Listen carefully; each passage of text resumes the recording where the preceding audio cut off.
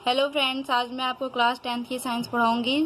Chapter first का नाम है रासायनिक अभिक्रियाएं एवं समीकरण। हमारा सबसे पहला टॉपिक है रासायनिक अभिक्रियाएं। एक से अधिक पदार्थों के परस्पर अभिक्रिया के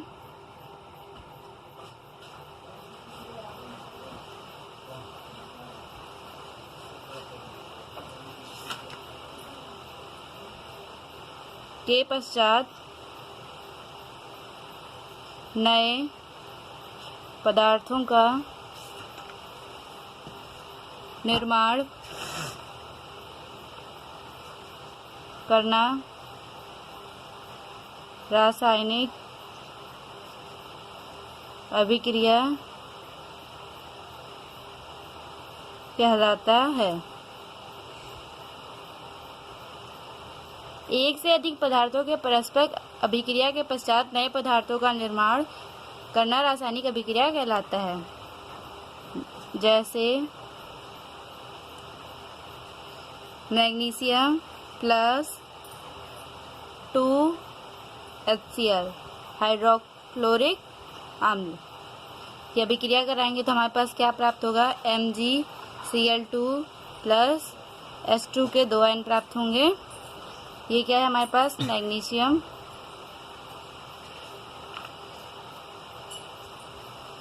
हाइड्रोक्लोरिक अम्ल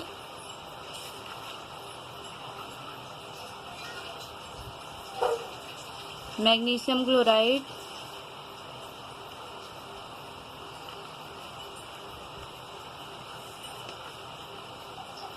हाइड्रोजन। अब रासायनिक अभिक्रिया निम्नलिखित प्रकार की होती हैं।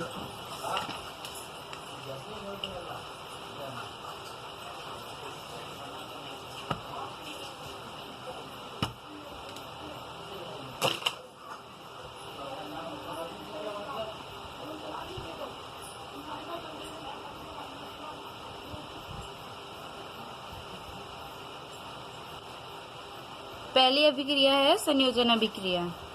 वह रासायनिक अभिक्रिया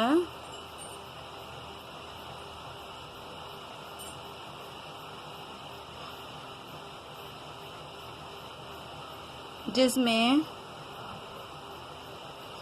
दो या दो से अधिक पदार्थों के अणु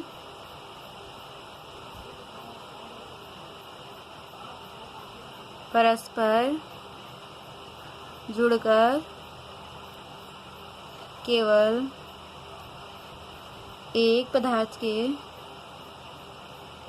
पदार्थ का अणु बनाते हैं, संयोजन अभिक्रिया कहलाता है।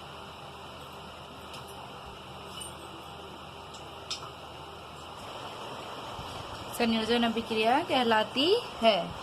एग्जाम्पल लेंगे अब हम, जैसे 2Na प्लस Cl2 क्या बन जाएगा? 2NaCl। सोडियम प्लस क्लोरीन मिलके क्या बनाएंगे? Sodium chloride. यहाँ हम दे सकते हैं कि सोडियम और क्लोरीन के दो अलग अलग आयन मिलकर क्या बना रहे हैं? Sodium chloride. तो ये हमारे संयोजन अभिक्रिया हो गई। संयोजन मतलब जुड़ना। अब दूसरी अभिक्रिया क्या होती है? वियोजन अभिक्रिया।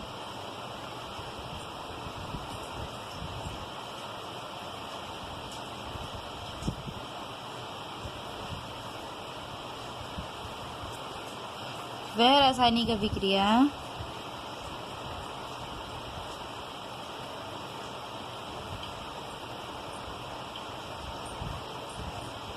जिसमें कोई यौगिक अपने अवयवी तत्वों अथवा छोटे सरल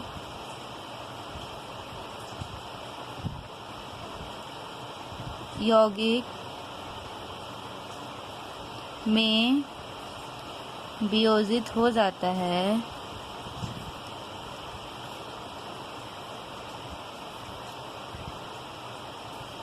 वियोजन अभिक्रिया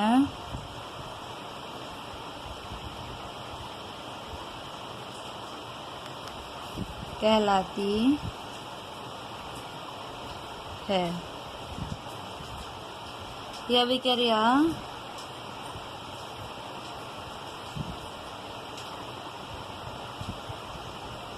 सामान्यतः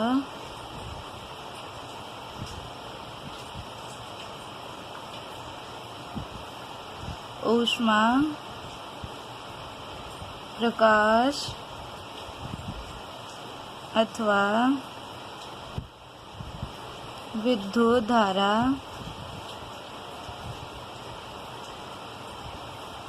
द्वारा संपन्न होती है।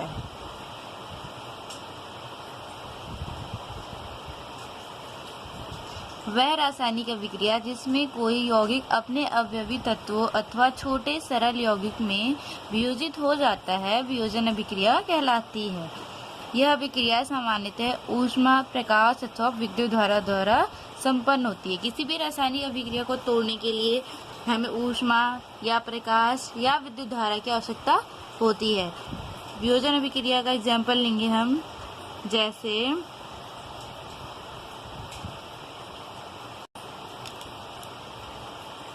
2FeSO4 ऊष्मा क्या प्राप्त होगा? Fe2O3 plus SO2 plus SO3। SO3 क्या होगी? गैस। SO2 क्या होगा? ये भी गैस होगा। Fe2O3 क्या होगा? S मतलब सॉलिड। ठीक है, यहाँ पे आप लिख भी सकते हैं, जहाँ S क्या प्रदर्शित करता है? सॉलिड। G4 क्या होता है? गैस। ठीक हो गया। 2FeSO4 क्या था? Ferrous sulphate. जब इसे ऊष्मा की उपस्थिति में तोड़ा गया तो हमारे पास क्या प्राप्त हुआ? Ferric oxide. Ferric oxide. ठीक है, अब हमारे पास तीसरी अभिक्रिया कौन सी है? विस्थापन या प्रतिस्थापन अभिक्रिया। विस्थापन अथवा प्रतिस्थापन अभिक्रिया। इस अभिक्रिया में क्या होता है? वह रासायनिक अभिक्रिया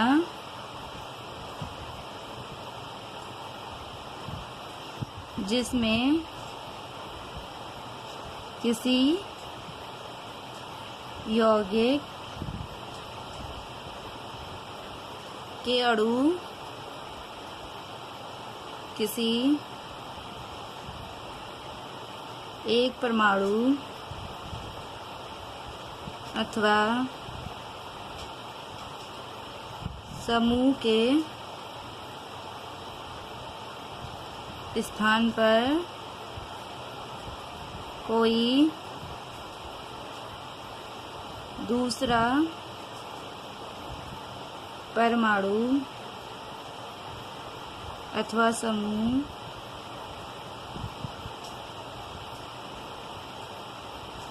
आ जाता है तो यह अभिक्रिया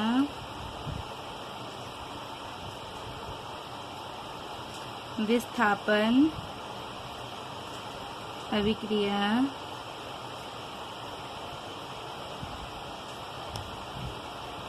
कहलाती है। ठीक हो गया। इसका एग्जाम्पल लेंगे हम, जैसे BaCl2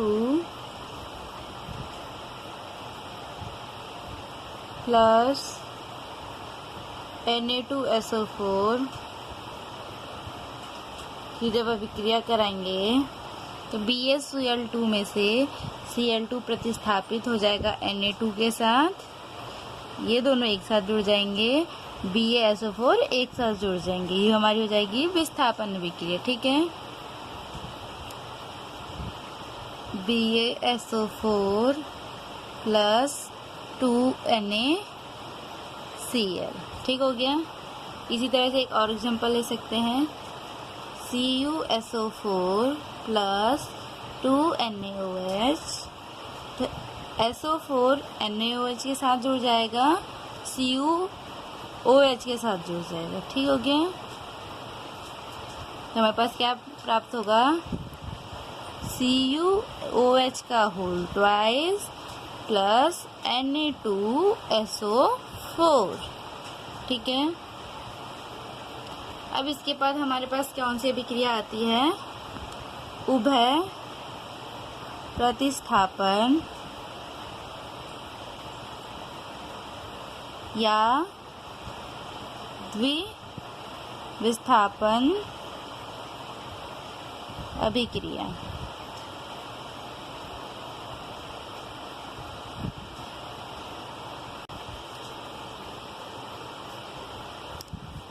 जिस रासायनिक अभिक्रिया में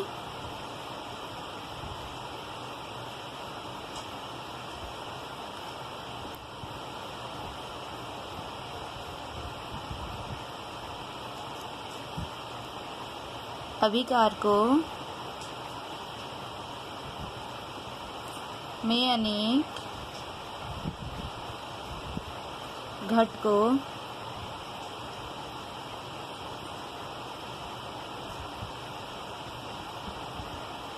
की अदला बदली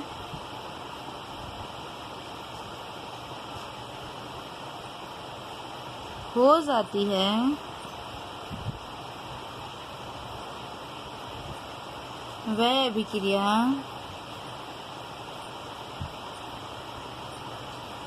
उभय प्रतिस्थापन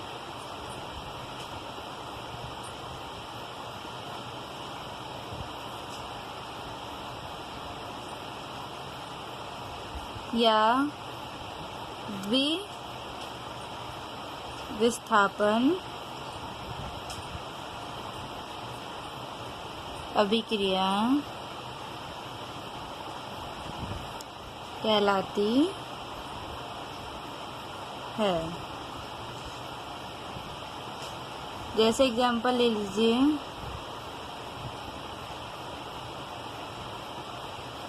आप सेम एग्जाम्पल भी ले सकते हैं, BaCl2 प्लस Na2SO4। BaCl2 में से Cl2 किसके साथ विस्थापित हो जाएगा, Na2 के साथ, और BaSO4 किसके साथ प्रतिस्थापित हो जाएगा, SO4 के साथ। हमें क्या मिलेगा, BaSO4 प्लस 2NaCl। ठीक हो गया। ये हमारी उभय प्रतिस्थापन या द्विविस्थापन अभिक्रिया हो गई। वह अभिक्रिया जिसमें अनेक घटकों की अदला बदली हो जाती है, उभय प्रतिस्थापन या द्विविस्थापन अभिक्रिया कहलाती है। अब हमारे पास पांचवी अभिक्रिया कौन सी होती है, उपचयन और अपचयन अभिक्रिया। उपचयन अभिक्रिया कौन सी होती है,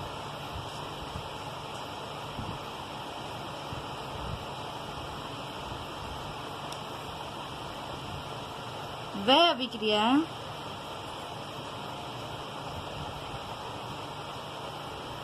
जिसमें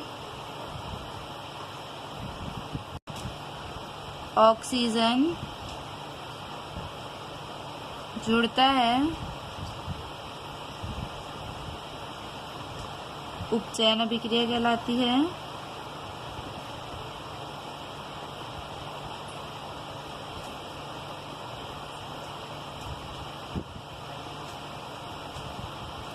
जैसे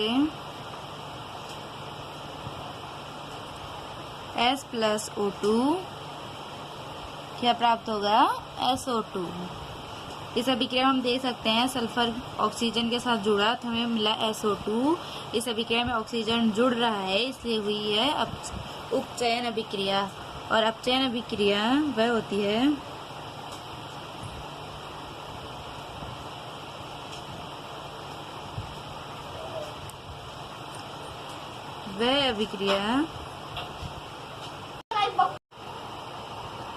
अपचयन अभिक्रिया वह अभिक्रिया होती है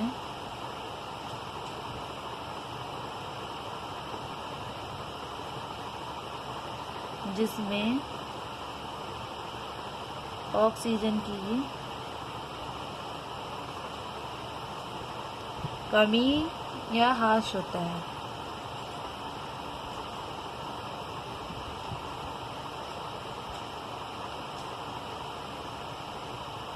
ह्रास होता है। जैसे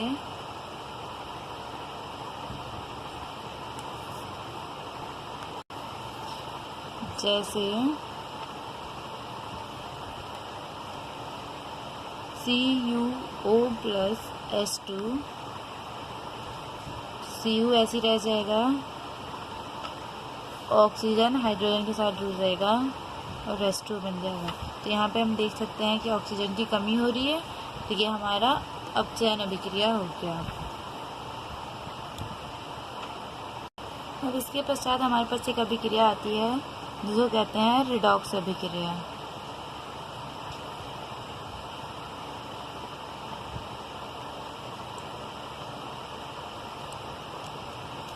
रेडॉक्स अभिक्रिया वह अभिक्रिया होती है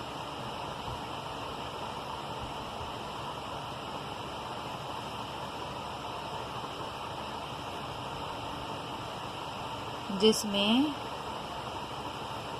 अपचयन तथा उपचयन अभिक्रियाएं एक साथ संपन्न होती हैं। अब हम रेडॉक्स अभिक्रिया का एग्जाम्पल लेंगे। जैसे CuO प्लस H2 की रिएक्शन कराएंगे तो हमारे पास क्या प्राप्त होगा? Cu plus H2O। हमने CuO लिया, हाइड्रोजन से हमने अभिक्रिया कराई, Cu हमारा ऐसे ही रहा, ऑक्सीजन H2 के साथ जुड़ के H2O बना दिया। तो CuO में से क्या अलग हो गया? Cu अलग हो गया। तो ऑक्सीजन की कमी क्या होती है? अपचयन। और H2 में हमारा ऑक्सीजन जुड़ गया। ऑक्सीजन जुड़ने की अभिक्रिया क्या होती है? उपचयन। तब आप यहाँ पे देख सकते हैं कि हमारी अपचयन और उपचयन अभिक्रिया एक साथ हो रही हैं तो ये हमारी रेडॉक्स अभिक्रिया हो गई। ठीक है। इसके बाद आती है हमारे पास उत्क्रमणीय अभिक्रिया।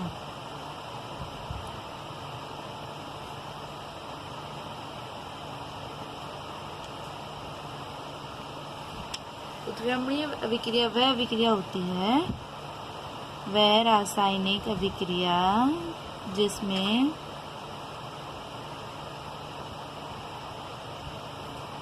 जो दोनों दिशाओं में होती है। अभिक्रिया जो दोनों दिशाओं में संपन्न होती है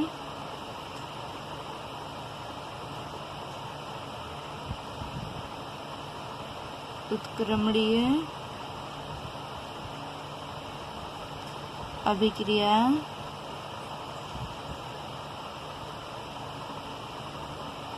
कहलाती है, जैसे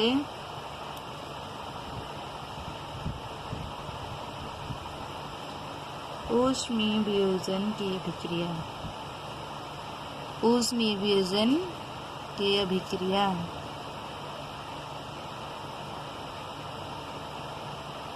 ठीक हो गया।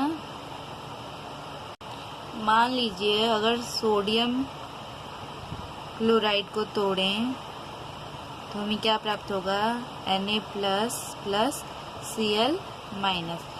NaCl को अगर तोड़ेंगे तो Na plus plus Cl minus प्राप्त होगा।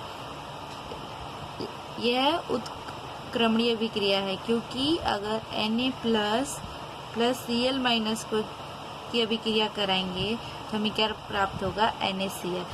अर्थात ये रिवर्स अभिक्रिया हुई। उत्क्रमणीय अभिक्रिया को इंग्लिश में ये कहते हैं रिवर्स अभिक्रिया, जिसमें उत्पाद को तोड़ें तो हमें अभिकारक प्राप्त हो जाए, अभिकारक तो तोड़ें तो उत्पाद प्राप्त हो जाए। ठीक है। अब हमारे पास अगला टॉपिक क्या है, संक्षारण। संक्षारण क्या होता है, जब किसी धातु की सतह वायु, जल अथवा अपने चारों ओर उपस्थित किसी अन्य पदार्थ के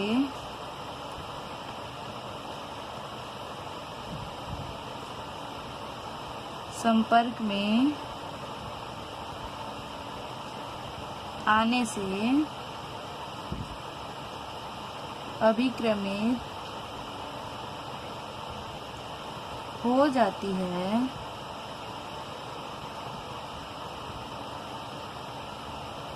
तब वह संक्षारित कही जाती है अथवा जंग लगना कहा जाता है।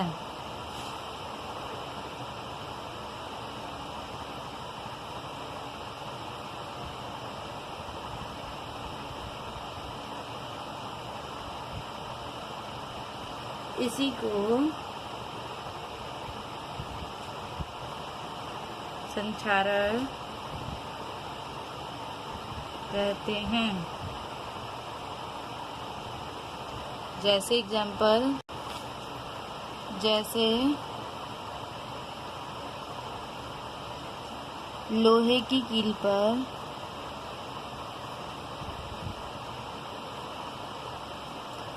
जंग लगना।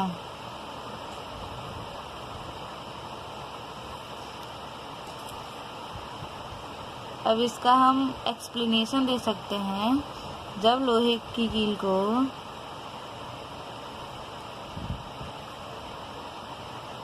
जब लोहे की कील वातावरण के संपर्क में रहती है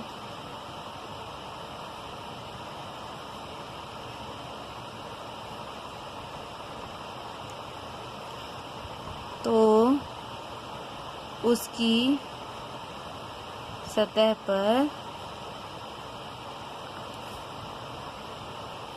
आयरन ऑक्साइड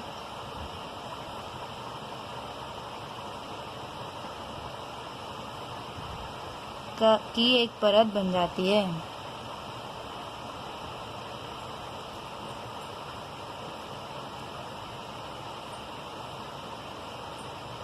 अर्थात Fe2O3 इंटू XS2O। लोहे का संक्षारण एक गंभीर समस्या है। ठीक है। इसकी समस्या से बचने के लिए लोहे की सतह पर तेल, ग्रीस, ये सब चीज़ें लगाई जाती हैं। ठीक है। अब हमारा अगला टॉपिक है विकृत गंधिता।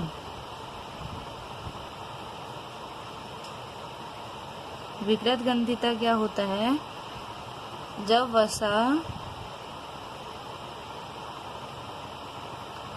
तथा तेल उपचयित, जब वसा तथा तेल उपचयित हो जाते हैं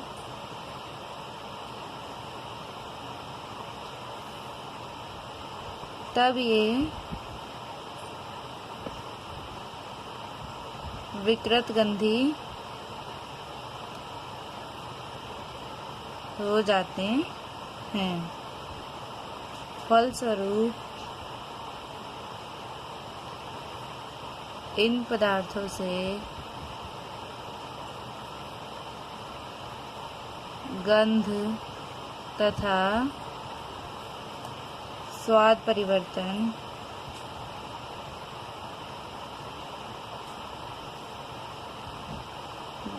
देखा जा सकता है।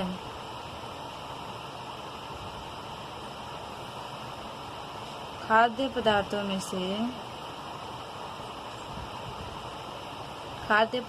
में विकृत गंधिता को रोकने के लिए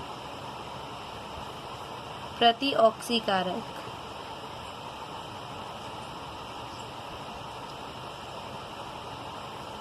मिलाकर रखा जाता है अथवा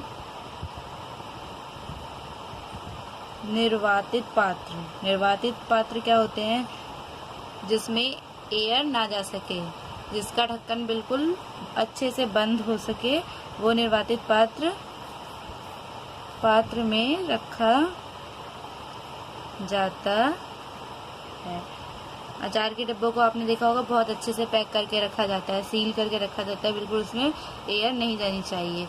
और जो चिप्स, कुरकुरे, ओएस खाते हैं आप, उनकी पैकेट्स में हम क्या मिलाते हैं? प्रतिऑक्सीकारक मिलाते हैं ताकि वे खराब ना हो। उनमें नाइट्रोजन प्रवाहित की जाती है उन पैकेट्स में, ताकि उनके स्वाद में कोई परिवर्तन ना हो। काफ़ी टाइम तक रखने के बाद उसमें थोड़ा नमक एक्स्ट्रा मिलाया जाता है जिससे वो खराब ना हो जल्द से जल्दी। सोडियम बेंजोनाइट का प्रयोग किया जाता है प्रतिऑक्सीकारक के रूप में। जैसे आप ले सकते हैं, जैसे अचार हो गया, उसमें हम नमक एक्स्ट्रा यूज़ करते हैं। खाने वाली चीज़ जैसे मुरब्बा हो गया, उसमें हम चीनी एक्स्ट्रा यूज़ करते हैं। और आलू चिप्स के पैकेट्स में हम सोडियम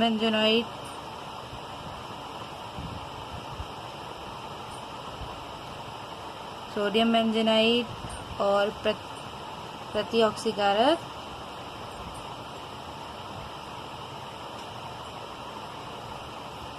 का इस्तेमाल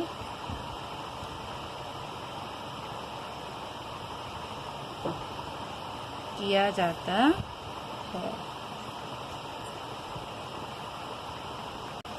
अब हम पढ़ेंगे रासायनिक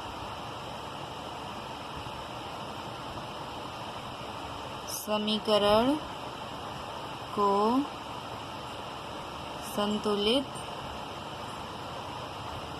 करने की विधि। ठीक है, ध्यान से देखिएगा। सबसे पहले मान लीजिए कोई समीकरण दिया है, ठीक है। माना समीकरण क्या है हमारे पास? Fe plus H2O arrow Fe3O4 plus H2। अब हम इस समीकरण को संतुलित करना है, तो सबसे पहला स्टेप क्या होगा हमारे पास? स्टेप फर्स्ट, ध्यान से देखिएगा। सबसे पहले इन्हें हम बॉक्स में लिख लेंगे, ठीक है। Fe plus H2O arrow Fe3O4 plus H2। अब हमारे पास स्टेप 2 क्या होगा? स्टेप सेकेंड, रासायनिक समीकरण में दी हुई सभी अभिकारक तथा उत्पाद के तत्वों की हम सूची बना लेंगे। आपको इतना तो पता ही होगा कि ये हो गया हमारा अभिकारक, ये हो गया उत्पाद। अभिकारक वह होते हैं जो रासायनिक अभिक्रिया में भाग लिखते हैं। उत्पाद वे होते हैं जो रासायनिक अभिक्रिया के फलस्वरूप हमें प्राप्त होते हैं। ठीक है, तो हमारे पास क्या क्या है, हम इनकी सूची बनाएंगे। तत्व क्या है, अभिकारक में परमाणुओं की संख्या,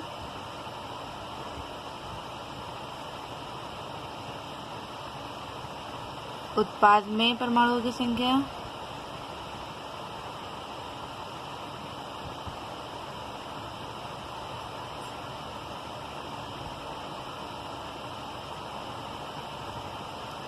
की संख्या। ठीक है, हमारे पास कितने तत्व हैं, Fe, H और O। ठीक है, सबसे पहले लिखेंगे Fe, फिर लिखेंगे H, फिर लिखेंगे O। अभिकारक में परमाणुओं की संख्या, अभिकारक में Fe के कितने तत्व हैं, कितने परमाणु हैं, 1। हाइड्रोजन के कितने परमाणु हैं, 2। ऑक्सीजन के कितने परमाणु हैं, 1। उत्पाद में परमाणुओं की संख्या, उत्पाद में Fe के कितने परमाणु हैं, 3। हाइड्रोजन के कितने परमाणु हैं, 2। ऑक्सीजन के कितने परमाणु हैं, 4। ठीक हो गया, हमारे पास अब लिस्ट हो गई। अब हम स्टेप 3 क्या देखेंगे,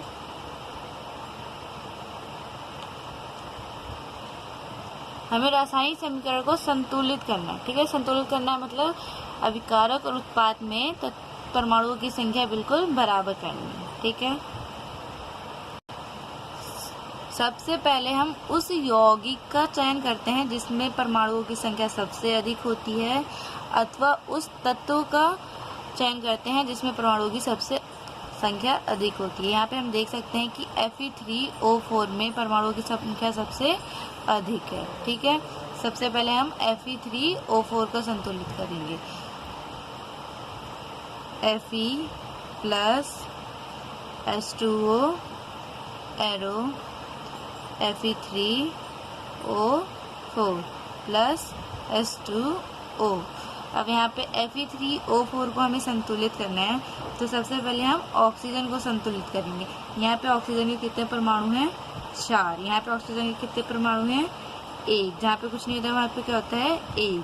तो यहाँ पे हमें कितने परमाणु की और संख्या की ज़रूरत है, 4। तो हम यहाँ पे क्या कर देंगे, 4 से गुणा। अब स्टेप 4 क्या होगा हमारा,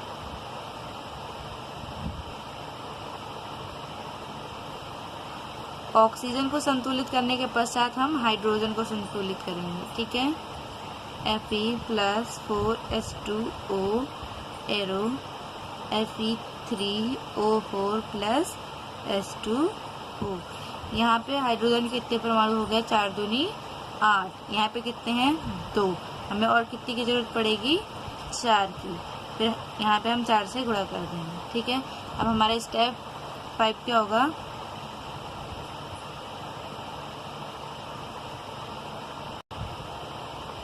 ऑक्सीजन और हाइड्रोजन को संतुलित करने के बाद हम Fe को संतुलित करेंगे। ठीक है, Fe plus 4H2O arrow Fe3O4 plus 4H2।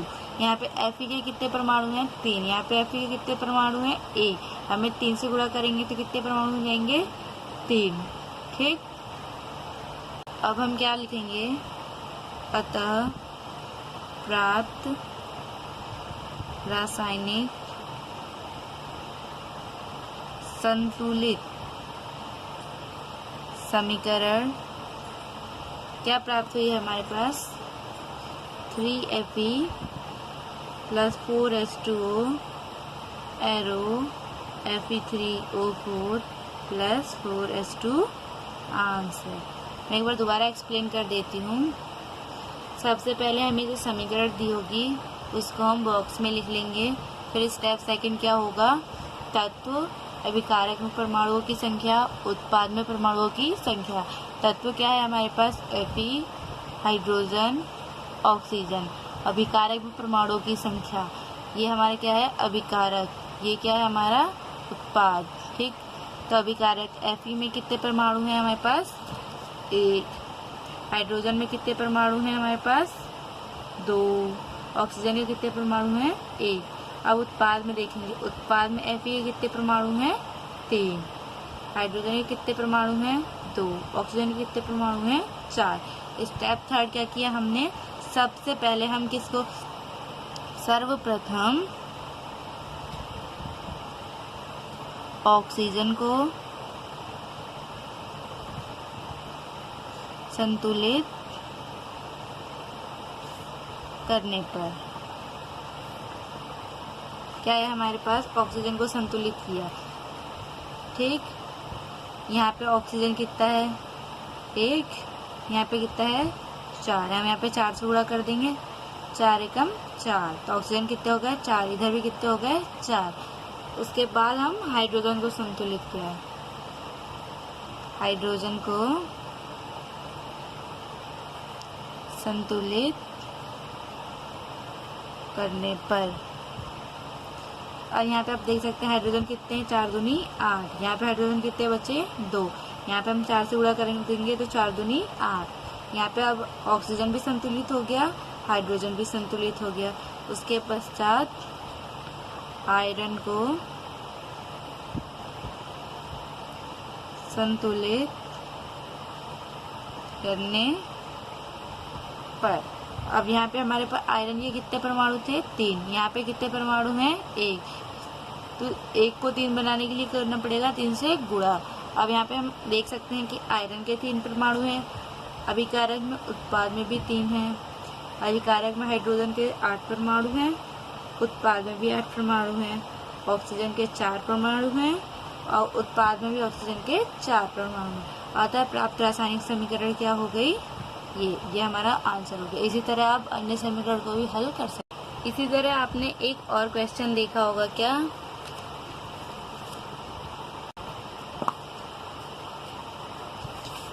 दीवारों पर सफेदी करने पर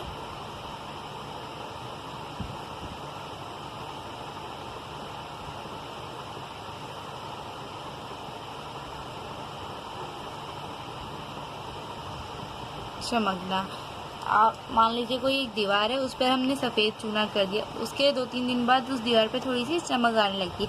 ऐसा क्यों होता है, बुझा हुआ चूना अर्थात कैल्शियम हाइड्रोक्साइड CaOH का होल ट्वाइस दीवारों पर सफ़ेदी करने में प्रयोग किया जाता है, जो वायु में उपस्थित कार्बन डाइऑक्साइड CO2 से अभिक्रिया करके धीरे धीरे अभिक्रिया करके 2 या 3 दिनों में कैल्शियम कार्बोनेट का फॉर्मूला क्या होता है,